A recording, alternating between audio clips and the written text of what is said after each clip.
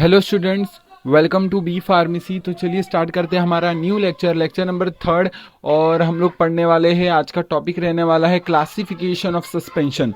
Suspensions होते क्या है, सस्पेंशंस में एक्सिपिएंट्स कौन कौन से यूज होते हैं, वो पिछले 2 लेक्चर्स में कंप्लीट कर दिए। यह हमारा लेक्चर नंबर 3 है। ठीक है, ये तीसरा लेक्चर है जिसमें हम लोग पढ़ने वाले हैं क्लासिफिकेशंस के बारे में। अब क्लासिफिकेशन सस्पेंशन में 2 आते हैं, दैट इज फ्लॉक्यूलेटेड और डीफ्लॉक्यूलेटेड। अब पढ़ेंगे क्या होता है क्या नहीं। ठीक है, और कुछ भी डाउट रहा लेक्चर से रिलेटेड, कोई भी ऑडियो से वीडियो से रिलेटेड कुछ भी डाउट रहा, आप कमेंट कर देना, मैं आपको रिप्लाई कर दूंगा, उस चीज़ पे इम्प्रूवमेंट पे काम करूंगा। चलिए स्टार्ट करते हैं। फार्मास्यूटिक्स 1 चल रहा था, बी फार्मेसी फर्स्ट सेमेस्टर। बाकी सब्जेक्ट्स के भी आपको यूनिट 3 यूनिट 2 तक कंप्लीट हो चुके हैं। ठीक है, तो आप जाके चेकआउट कर सकते हो। स्टार्ट करते हैं लेक्चर। हमारा यूनिट 3 का चैप्टर नंबर 2 चल रहा है। ठीक है, तो स्टार्ट करते हैं। तो क्लासिफिकेशन हम पढ़ रहे हैं, दैट इज फ्लॉक्यूलेटेड ये सस्पेंशन और डीफ्लॉक्यूलेटेड सस्पेंशन। अब इसमें पढ़ेंगे हम लोग हेल्प, ये करता क्या है। अब दोनों के बीच का डिफरेंस ही देखेंगे आज की इस वीडियो में, बस इतना ही देखेंगे। दैट इज क्लासिफिकेशन, इन दोनों के बीच का डिफरेंस क्या होता है और क्लासिफिकेशन देखेंगे, बस इतना ही है। तो फ्लॉक्यूलेटेड सस्पेंशन क्या होते हैं, helps in bridging between the particles to form aggregate और फ्लॉक। मतलब इसमें क्या होता है, फ्लॉक्यूलेटेड सस्पेंशन का मतलब होता है ये ऐसा सस्पेंशन है जिसमें पार्टिकल्स क्या होते हैं, एग्रीगेट करके फ्लॉक बना देते। अब फ्लॉक्स बना देते मीन्स बिगर पार्टिकल, छोटे पार्टिकल से बड़े पार्टिकल बन गए। हाँ, अब इसमें होता क्या है, इसमें होएगा क्या कि इसमें वीक वैंडरवाल फोर्स रहेगा। ऑफ कोर्स फोर्स रहेगा तभी तो उन लोग फ्लॉक्स बना पाएंगे। इन दोनों मतलब पार्टिकल्स के बीच में वीक वैंडरवाल फोर्स, मतलब कुछ तो फोर्स रहेगा, अट्रैक्शन रहेगा, जिससे उन लोग फ्लॉक्स बना ले रहे। तो उसमें क्या होता है, वीक वैंडरवाल अट्रैक्शंस होते हैं। ठीक है, क्लियर है यहाँ तक। और डीफ्लॉक्यूलेटेड सस्पेंशंस में क्या होता है, इसमें पार्टिकल अलग अलग ही रहते हैं, सेपरेट। इसमें फ्लॉक नहीं बनता, इसमें पार्टिकल्स अलग अलग ही रहते, एग्जिस्ट एट सेपरेट एंटिटी। तो अलग अलग ही रहते, इसमें जुड़ते नहीं, आपस में चिपकते नहीं है। तो flocculated suspension, deflocculated suspension basically थोड़ा बहुत क्लियर हुआ।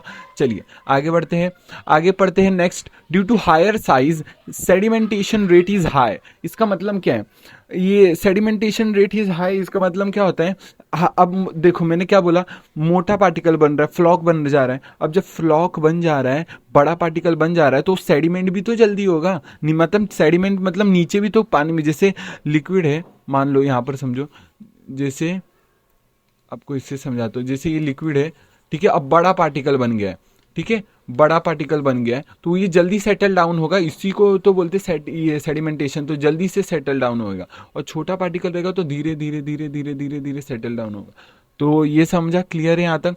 तो चलिए कहाँ थे हम लोग, तो इसका सेडिमेंटेशन क्या होगा, that is on higher rate रहेगा। और इसमें क्या होता है, डीफ्लॉक्यूलेटेड सस्पेंशन में क्या होता है, इसमें स्मॉल पार्टिकल्स होते हैं, इसकी वजह से इनका सेडिमेंटेशन रेट स्लो होता है। क्लियर है यहाँ तक, कोई डाउट है अभी तक नहीं। चलिए आगे बढ़ते हैं। डी रीडिस्पेंशन, ये रीडिस्पर्शन इज इजीली डन बाय एजाइटेशन। एजाइटेशन का मतलब मैंने पिछले ही लेक्चर्स में बता दिया है कि दैट एजाइटेशन मीन्स शेकिंग, शेक करना। ठीक है, तो रीडिस्पर्शन, जैसे अब मोटा पार्टिकल नीचे बैठ गया है, सीधा शेक कर दो, वो फटाक से रीडिस्पर्ज हो जाएगा, वापस से ऐसा घुल जाएगा, मतलब रीडिस्पर्ज हो जाएगा। तो इजी हो जाएगा वो करना ना, क्योंकि बड़े पार्टिकल से आराम से हो जाएगा रीडिस्पर्जन। और यहाँ पर वही रीडिस्पर्जन स्लो हो जाएगा, क्योंकि स्मॉल पार्टिकल है, इसमें हार्ड केक बन जाता है। ठीक है, तो इसमें रीडिस्पर्जन क्या होता है, स्लो हो जाता है, डिफिकल्ट होता है। अब बात करूं इसमें बायो अवेबिलिटी। अब क्योंकि बड़ा पार्टिकल है, हर जगह हर एक लिक्विड के हर एक पॉइंट में तो प्रेजेंट होगा नहीं, तो बायो अवेबिलिटी इसका क्या होगा, लो होगा। बायो अवेबिलिटी मतलब लिक्विड के अंदर कहाँ कहाँ, मतलब पर लिक्विड कितना वो डिस्ट्रीब्यूटेड है, तो यहाँ पर तो बायो अवेबिलिटी लो होगा, इसमें हाई होगा क्योंकि स्मॉल पार्टिकल्स है। क्लियर है यहाँ तक। अब बात करते हैं सुपरनेटेड लिक्विड इज क्लियर। इसका मतलब क्या है, सुपरनेटेड लिक्विड जैसे वो सेटल डाउन होगा तो सुपरनेटेड लिक्विड मतलब जो भी ऊपर के लिक्विड्स होंगे वो क्लियर रहेंगे। बाकी इसमें जो सुपरनेटेड लिक्विड वो तो क्लियर नहीं रहेगा, क्योंकि पार्टिकल्स हर जगह प्रेजेंट होंगे। ठीक है, तो इसलिए यहाँ पर सुपरनेटेड लिक्विड क्लियर नहीं होगा, यहाँ पर क्लियर होगा, क्योंकि यहाँ के पार्टिकल्स नीचे बैठ जाएंगे फटाक से। ठीक है, तो ये चीज़ स्टेबल है, ये चीज़ स्टेबल है। ठीक है, जो भी हम लोग शेक करके फटाक से घूम जा रहा है, मतलब फटाक से रीडिस्पर्ज हो रहा है, तो ये चीज़ स्टेबल है ना। और ये चीज़ ये लेस स्टेबल है। तो ये less stable comparison to this, ये लेस स्टेबल है और ये स्टेबल है। क्लियर है यहाँ तक। ठीक है, तो चलिए वापस से रिवाइज करा लेता हूँ, बस इतना ही इस वीडियो में। चलिए रिवाइज करा लेता हूँ। तो हम पढ़ रहे थे लेक्चर नंबर 3 जिसमें हम लोग क्लासिफिकेशन के बारे में पढ़ रहे हैं।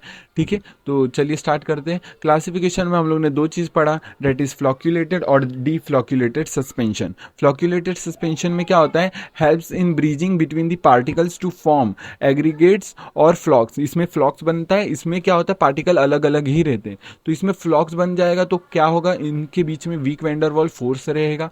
ठीक है, सीधी सी बात है। और इसमें सेडिमेंटेशन हाई होगा, रेट हाई होगा क्योंकि मोटा पार्टिकल है, जल्दी गिरेगा। रीडिस्पर्जन ईजी होगा, बायो अवेबिलिटी लो होगा, सुपरनेटेड लिक्विड क्लियर रहेगा और स्टेबल रहेगा।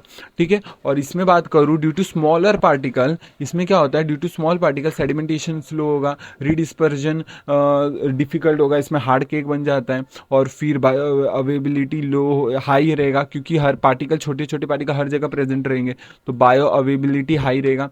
सुपरनेटेड लिक्विड क्लियर नहीं होगा क्योंकि पार्टिकल क्या होंगे, पार्टिकल्स प्रेजेंट रहेंगे ना लिक्विड में, तो इसमें क्या होगा, सुपरनेटेड लिक्विड नॉट क्लियर। फिर वेरी लेस स्टेबल रहेगा इसके कंपैरिजन में। तो यहाँ तक अगर कुछ भी डाउट रहा, फिर भी कुछ डाउट रहा, रिवाइज तो करवा दिया, पर फिर भी अगर कुछ भी डाउट रहा रिलेटेड तो आप कमेंट कर देना, मैं उस चीज़ का आंसर प्रोवाइड कर दूंगा। ठीक है, तो मिलते हैं नेक्स्ट वीडियो में जल्दी ही नए टॉपिक के साथ। तब तक के लिए टेक केयर, जय हिंद, जय भारत, बाय। चलो बाय।